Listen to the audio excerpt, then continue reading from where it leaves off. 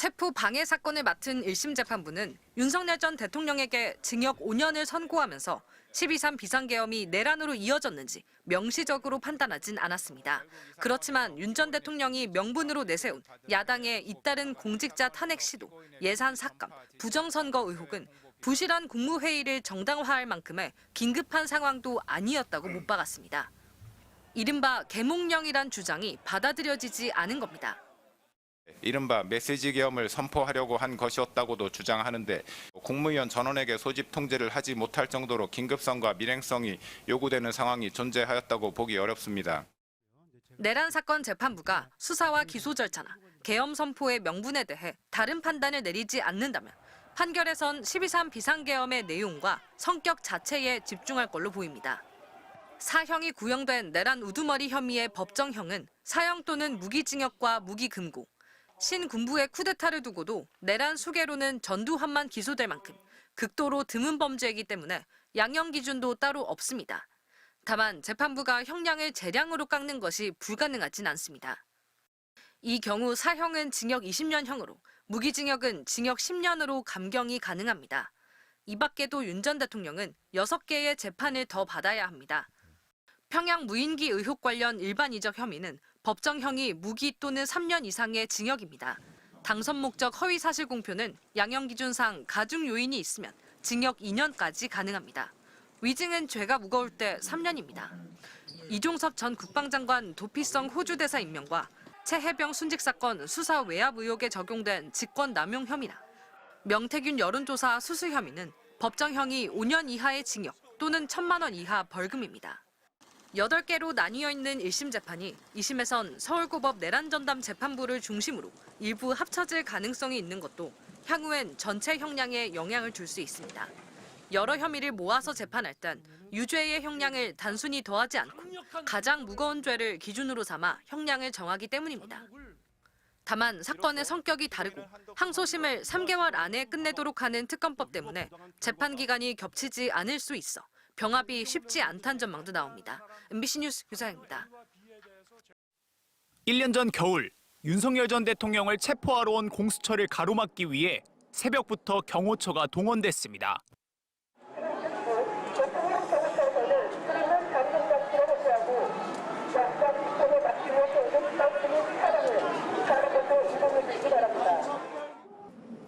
영장 집행이 무산되기도 하는 어려움을 겪은 끝에 공수처는 윤 전 대통령을 체포했습니다. 이 체포영장 집행 방해 사건 등으로 윤 전 대통령이 구속 기소된 지 6달 만에 1심 판결이 나왔습니다. 형량은 도합, 징역 5년이었습니다. 피고인 일어서십시오. 주문. 피고인을 징역 5년에 처한다. 재판부는 대통령으로서 누구보다 헌법을 수호하고 법 질서를 준수할 의무가 있는데도 대통령의 독단과 권력의 남용을 방지하기 위해 규정한 절차적 요건을 경시했다고 지적하며 영장 집행 방해 혐의를 비롯해 12.3 비상계엄 선포를 앞두고 국무위원들의 심의, 의결권을 침해한 혐의, 계엄 문건 사후 작성 및 폐기 혐의 등 윤 전 대통령에게 제기된 혐의 대부분을 유죄로 인정했습니다. 일신의 안위와 사적인 이익을 위하여 대한민국에 충성하는 경호처 소속 공무원들을 사실상 사병화한 것입니다.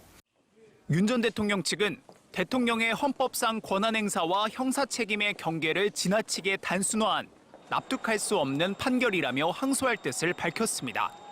형사 재판은 정치가 아니라 재판 그 자체 그리고 법률을 기준으로 반드시 하였어야만 함에도 불구하고 이것을 정치화해서 지금 판결을 내린 점에 대해서 강력한 유감을 표하는 바입니다. 1심 선고에 대한 항소 기간은 일주일.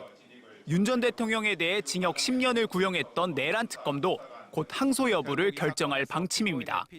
MBC 뉴스 차현진입니다. 12.3 비상계엄이 국헌을 문란케 한 내란 시도였는지 법원의 첫 판단은 체포방해 사건 1심 선고 닷새 뒤에 나옵니다. 피고인은 내란 우두머리 방조 등의 혐의를 받고 있는 한덕수 전 국무총리입니다. 특검은 징역 15년 선고를 요청한 상태입니다. 내란 사태를 막을 수 있는 사실상 유일한 사람이었음에도 국민 전체의 봉사자로서의 의무는 저버리고 계엄 선포 전후의 일련의 행위를 통해 내란 범행에 가담하고 그날 밤의 혼란한 기억을 복귀하면 복귀할수록 제가 부족한 사람이었다는 절망감이 사무칠 따름입니다. 그로부터 3주 뒤인 다음 달 12일엔 내란에 가담한 혐의가 있는 또 다른 국무위원인 이상민 전 행정안전부 장관 판결도 이어집니다. 특검은 지난 12일 징역 15년을 구형했습니다. 국민의 생명, 신체, 안전을 책임지는 행정안전부 장관인 자로서 대통령의 친위 쿠데타에 가담하여 경찰이 동원되어 국회를 봉쇄할 것을 알았고 살아오면서 정치에 참여하거나 정치에 관심을 가져본 일조차 없습니다.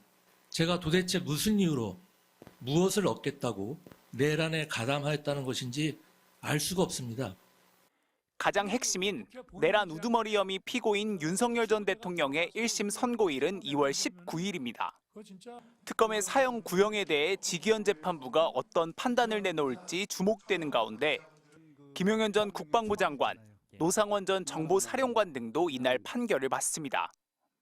결론에 대해서 재판부는 오직 헌법과 법률 그리고 증거에 따라서 판단하도록 하겠습니다. 도이치모터스 주가 조작 혐의와 통일교 게이트 등으로 김건희 국정농단 특검이 기소한 김건희 씨의 1심 선고는 오는 28일로 예정돼 있습니다. 재판부는 이날 권성동 국민의힘 의원, 윤영호 전 통일교 세계본부장에 대한 판결도 함께 내립니다. MBC 뉴스 차현진입니다. 내란 특별검사팀은 윤석열 전 대통령에게 사형을 선고해달라고 재판부에 요청했습니다. 내란 우두머리 혐의의 법정형인 사형과 무기형 가운데 최고형을 구형한 겁니다.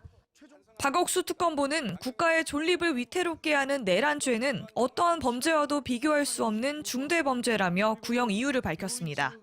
이어 전두환, 노태우 씨를 단죄한 것보다 더 엄정하게 단죄해 이런 일이 반복되는 것을 막고 대한민국이 스스로 헌정 질서를 수호할 수 있다는 걸 보여줘야 한다고 말했습니다. 특검은 윤 전 대통령에게 형을 줄여줄 사유가 전혀 없다는 점도 강조했습니다. 윤 전 대통령이 범행에 대해 단 한 번도 제대로 사과하거나 책임을 인정한 적 없고 수사와 재판 절차에 성실하게 임하지 않는 등 반성의 기미를 찾아볼 수 없다는 겁니다. 특검이 사형을 구형하는 순간 윤 전 대통령은 어이가 없다는 듯 웃었고 방청석에 있던 지지자들이 욕설을 해 재판부가 조용히 해달라고 요청하기도 했습니다. 윤 전 대통령은 약 90분 동안 이어진 최후 진술에서 경고성 계엄이었고 내란이 아니라는 기존 주장을 반복했습니다. 또 특검의 공소장은 망상과 소설이라며 이렇게 중구난방으로 여러 기관이 미친 듯 달려들어 수사하는 건 처음 본다고 주장했습니다.